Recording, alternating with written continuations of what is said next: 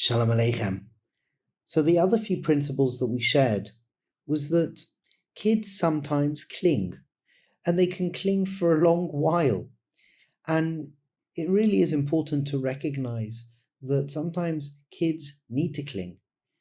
And what happens is that individuation can really only properly occur when they feel that sense of connection.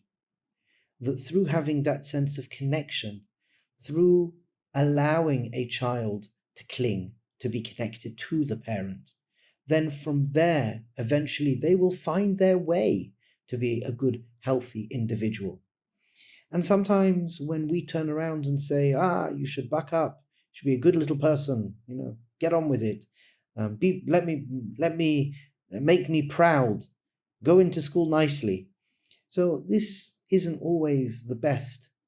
And what we have to believe in and what we have to come to understand is that there will be an individuation, and it just takes time sometimes for kids. Every kid has its own set of what's going on inside of their heads, and education is different.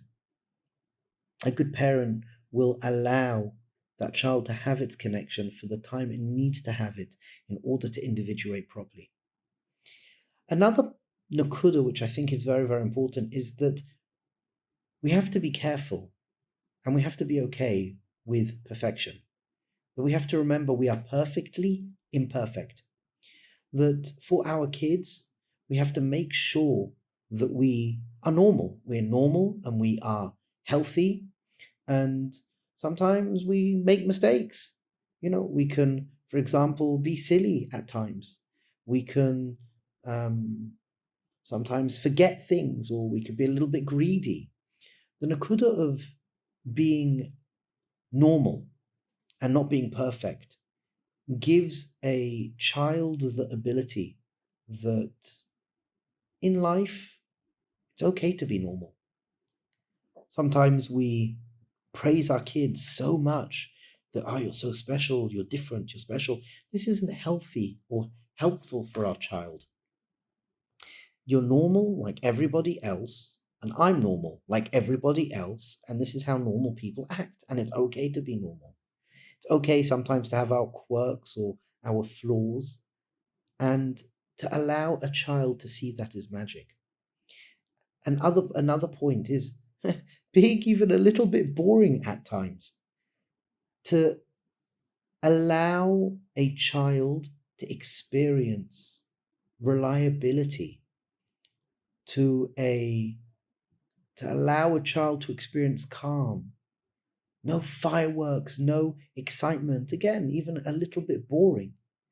That samenism gives a sense of settledness.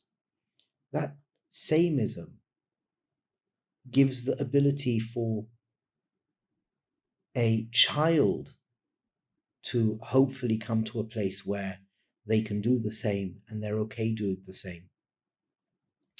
And this is something really to think about, because as our children look at us, to see that Seder is so important, even if it's a little bit boring, something really important.